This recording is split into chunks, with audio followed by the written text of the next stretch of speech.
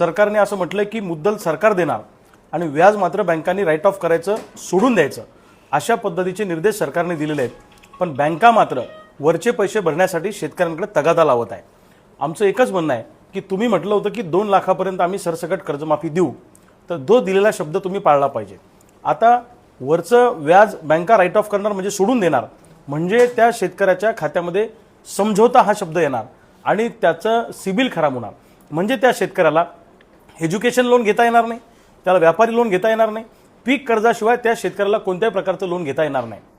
मग तुम्हाला कर्जमाफी करायची होती का शेतकऱ्यांचं सिबिल खराब करून शेतकऱ्यांचं मार्केटमधलं क्रेडिट संपून टाकायचं होतं, शेतकऱ्यांची पत संपून टाकायची होती? छुपा अजेंडा सरकारने याच्या पाठीमागे केलेला आहे। 16 लाख कोटींचं केंद्र सरकारने उद्योगपतींचं कर्ज माफ केलं, तेव्हा हा निकष का नाही लावला? आता शेतकऱ्यांसाठी हा निकष का लावला? आणि शेतकऱ्यांना पैसे द्यायचे असले तर तुम्ही तिजोरीत पैसा नाही असं म्हणता, तिजोरीत खणखणाट आहे असं म्हणता।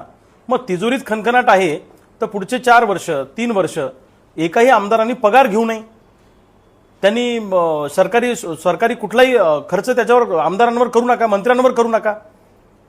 कशाला खर्च करता?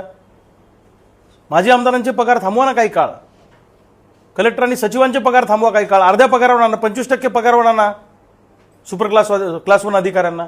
चाललंय काय? म्हणजे तिजोरीत पैसा नाही म्हणून शेतकऱ्याला कर्जमाफी द्यायची नाही, मग 1 लाख कोटीचा शक्तीपीठ महामार्ग करण्यासाठी तुमच्याकडे पैसा आला कुठून? हाही खऱ्या अर्थानं प्रश्न आहे। कुणी शक्तीपीठ महामार्ग मागितला होता का? मोर्चा निघाला होता का? कुणी मागणी केली होती? कुणी उपोषणाला बसलं होतं? अरे जे शेतकऱ्यांनी मागितलंय ते तुम्ही द्यायला तयार नाही आणि बळजबरी शक्तीपीठ महामार्ग आमच्या मस्तकी मारताय।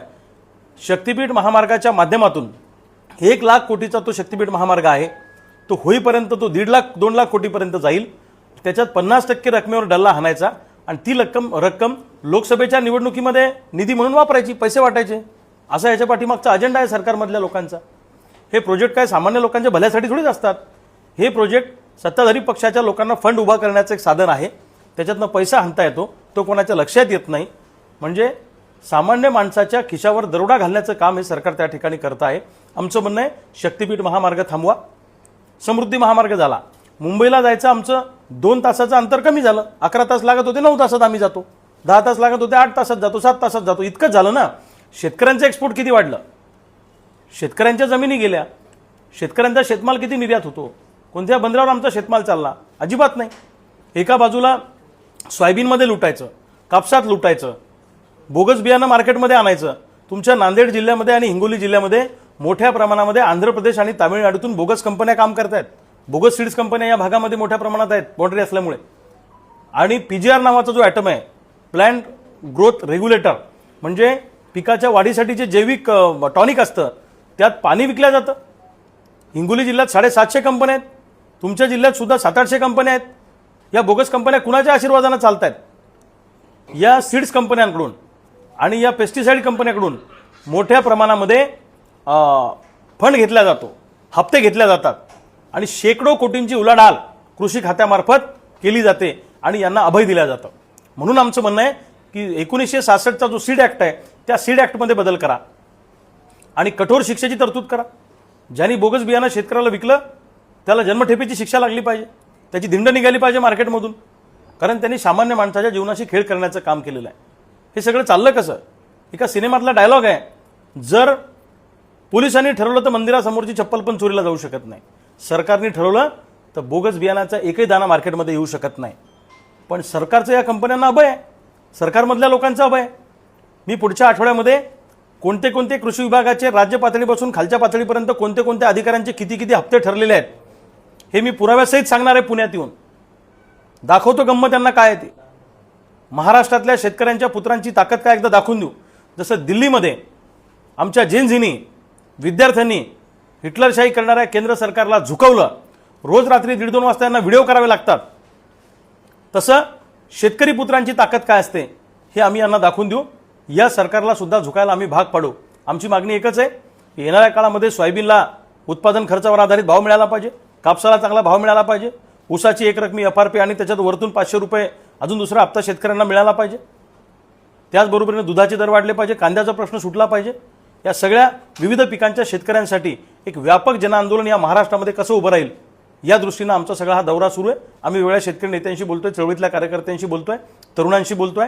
निश्चितपणे प्रचंड राग शेतकऱ्यांच्या मनामध्ये आहे.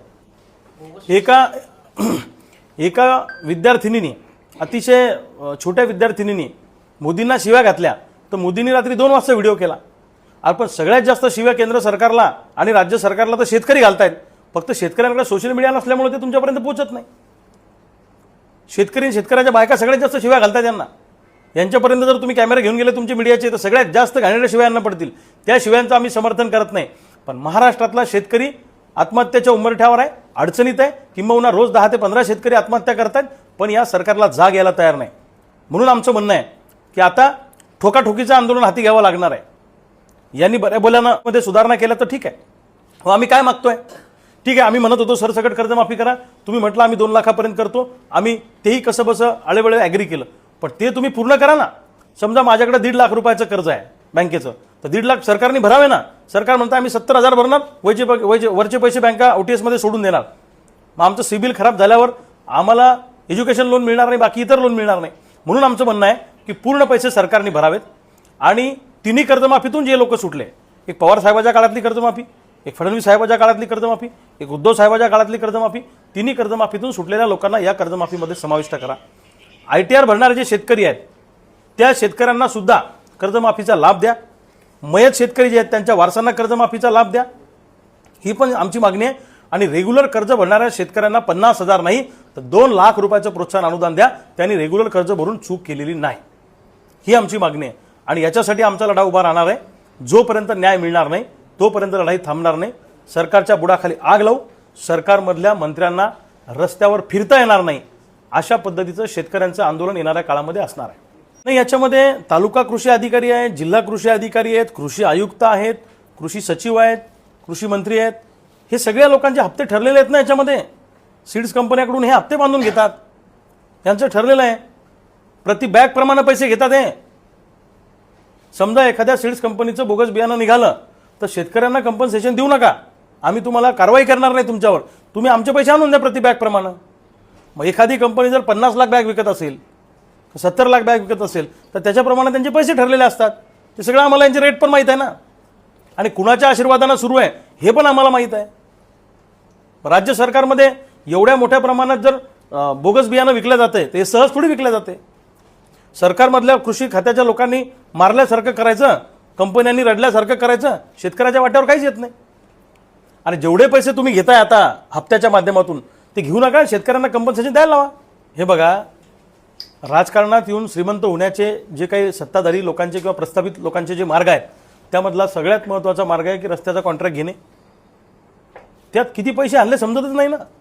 तसं शक्तीपीठमध्ये तुम्ही काय वापरलं, किती वापरलं, कसं केलं, कोण विचारणार आहे त्यांना? मग गरज काय त्याची? तिथे काही ट्रॅफिक जाम होतं या रस्त्यावर? अजिबात नाही. माझं म्हणणं आहे की सरकारच्या तिजोरीत पैसा नाही तर जे प्रकल्प आवश्यक नाही ते प्रकल्प सरकारने थांबवले पाहिजे आणि महाराष्ट्रातला शेतकरी जगवला पाहिजे. आज कामगार अडचणीत आहे, शेतकरी अडचणीत आहे, कंत्राटी कर्मचारी अडचणीत आहे. हे सगळे लोक अडचणीत यांना जगवा ना.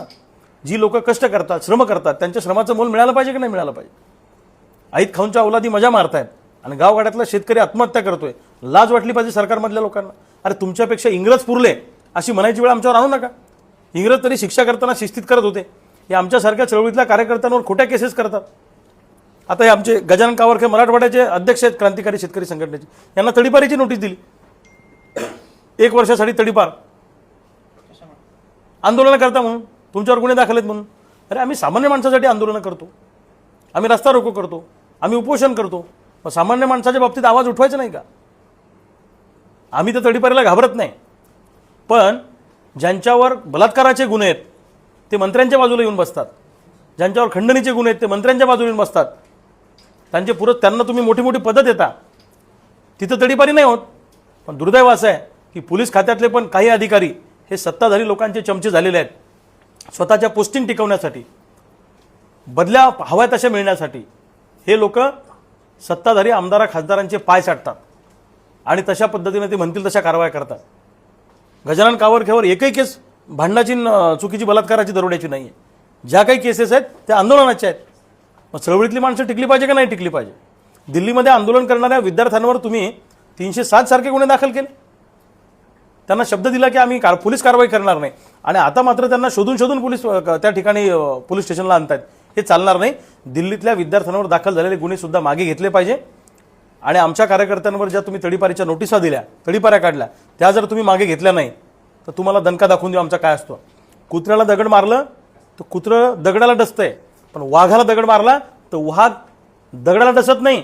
ज्यांनी दगड मारायला लावला त्याचं नंड धरतो. तसं ज्या लोकांनी आमच्या कार्यकर्त्यांवर तडीपारीच्या कारवाया करण्याचा त्या ठिकाणी छंद बांधलेला आहे, सुपारी घेतलेली आहे, त्या नेत्यांच्या खुर्च्या उद्ध्वस्त करू, त्यांच्या घरासमोर जाऊन बसू. आम्ही सोडणार नाही यांना.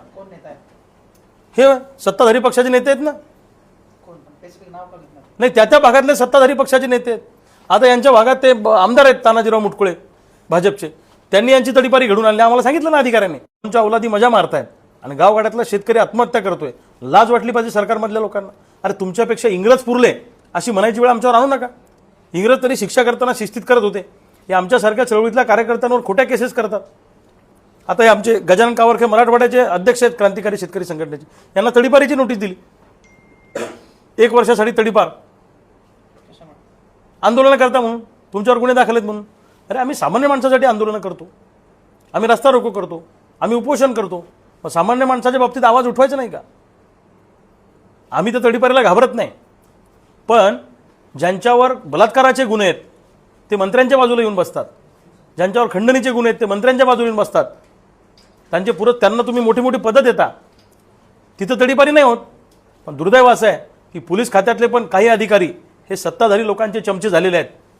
स्वतःच्या पोस्टिंग टिकवण्यासाठी, बदल्या हव्या तशा मिळण्यासाठी हे लोक सत्ताधारी आमदार खासदारांचे पाय चाटतात आणि तशा पद्धतीने ते म्हणतील तशा कारवाया करतात. गजानन कावरखेवर एकही केस भांडणाची, चुकीची, बलात्काराची, दरोड्याची नाही आहे. ज्या काही केसेस आहेत त्या आंदोलनाच्या आहेत. मग चळवळीतली माणसं टिकली पाहिजे का नाही टिकली पाहिजे? दिल्लीमध्ये आंदोलन करणाऱ्या विद्यार्थ्यांवर तुम्ही 307 सारखे गुन्हे दाखल केले, त्यांना शब्द दिला की आम्ही पोलीस कारवाई करणार नाही आणि आता मात्र त्यांना शोधून शोधून पोलीस त्या ठिकाणी पोलीस स्टेशनला आणतात. हे चालणार नाही. दिल्लीतल्या विद्यार्थ्यांवर दाखल झालेले गुन्हे सुद्धा मागे घेतले पाहिजे आणि आमच्या कार्यकर्त्यांवर ज्या तुम्ही तडीपारीच्या नोटिसा दिल्या, तडीपाऱ्या काढल्या, त्या जर तुम्ही मागे घेतल्या नाही तर तुम्हाला दणका दाखवून देऊ आमचा काय असतो. कुत्र्याला दगड मारलं तर कुत्रं दगडाला डसतंय, पण वाघाला दगड मारला तर वाघ दगडाला डसत नाही.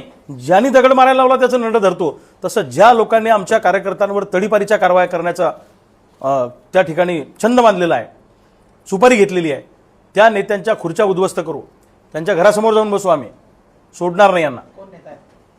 हे सत्ताधारी पक्षाचे नेते आहेत ना, नाही त्या भागातले सत्ताधारी पक्षाचे नेते आहेत. आता यांच्या भागात ते आमदार आहेत तानाजीराव मुटकुळे भाजपचे, त्यांनी यांची तडीपारी घडून आणली. आम्हाला सांगितलं ना अधिकाऱ्यांनी. आमच्या भागात केंद्रीय मंत्री प्रतापराव जाधव आहेत, सत्तेचा दुरुपयोग करून आमच्या जिल्हाध्यक्षाला 9 जिल्ह्यातून तडीपार केलं. डॉक्टर ज्ञानेश्वर टाळेला 9 जिल्ह्यातून का? तर आम्ही त्यांच्या विरोधात बोलतो, त्यांच्यावर प्रश्न विचारतो, तुम्ही काय केलं असं विचारतो म्हणून. ही दादागिरी चालणार नाही. काही झालं हे बघा, तुम्ही काय आयुष्यभर सत्तेत नाही आहे. नरेंद्र मोदींच्या विरोधात व्हिडिओ टाकायची हिंमत कोणी करत नव्हतं. विद्यार्थ्यांनी त्यांना केंद्रीय मंत्र्याचा राजीनामा घ्यायला भाग पाडलं. चळवळी करणारे जे लोक असतात ना, त्यांच्यावर कायम असे आरोप होत असतात. आम्ही पण एखादी निवडणूक लढली, रस्त्यावर उतरलो की विरोधक काय म्हणतात, हां यांना कुणीतरी उभं केलेलं आहे. अरे मग काय, आम्ही आयुष्यात उभंच राहायचं नाही का? आम्ही निवडणुकात लढायचं नाही का? मी पण आता बुलढाण्यातून लोकसभा लढलो, टफ फाईट दिली, तगडी फाईट दिली अपक्ष असून. विरोधी पक्षाचे लोक काय म्हणतात, हां यांना कुणीतरी उभं केलं. अरे छोट्या हो, मग आम्ही जिंदगीत निवडणुकात लढायची नाही का?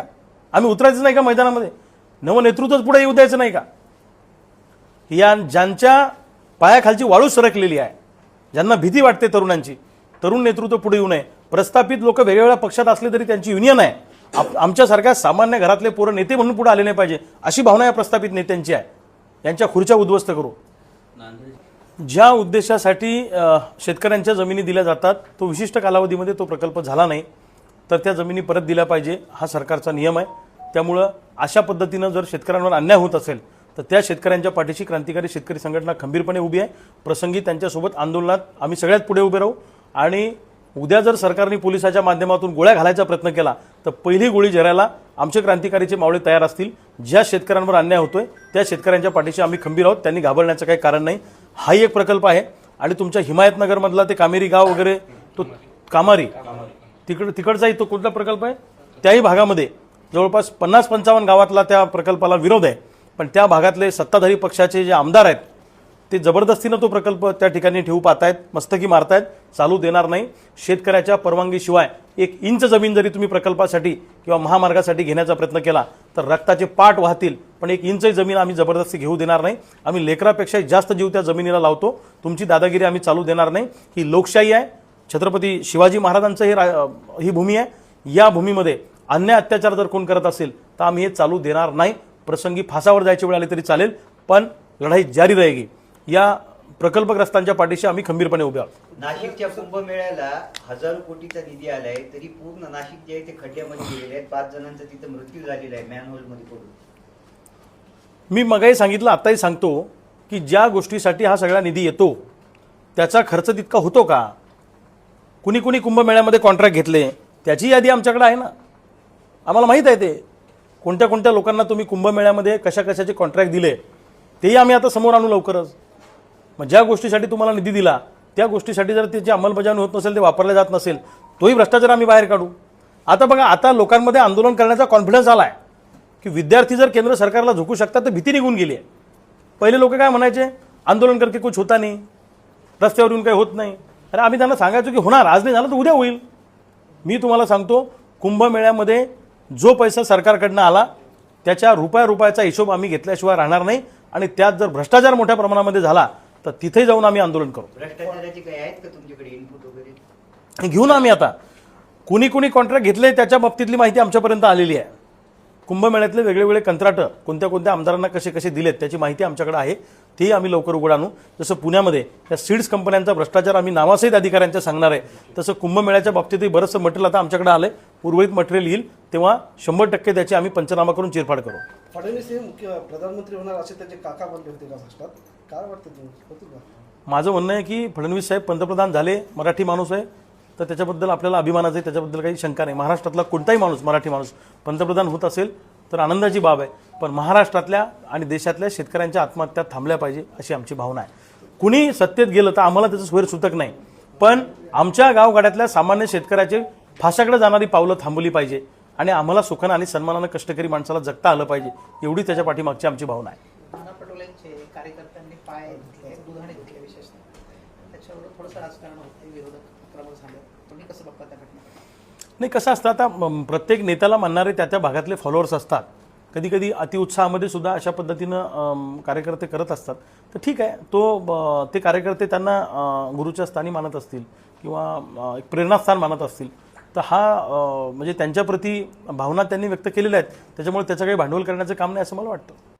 मित्रांनो, हे होते शेतकरी नेते रविकांत तुपकर. शेतकरी कर्जमाफीमध्ये यांचा मोलाचा वाटा आहे आणि त्यामुळे सर्वांनी येणाऱ्या काळामध्ये अजून जर तुम्हाला काही फायदा करून घ्यायचा असेल तर 100% यांना फॉलो केलं पाहिजे, आंदोलनात साथ दिली पाहिजे, तरच काही ना काही शेतकऱ्यांच्या पदरामध्ये पडल्याशिवाय राहणार नाही. आपलं मत नक्की कळवा. रामकृष्ण हरी. जय जगद्गुरू. जय शिवराय. जय भीम.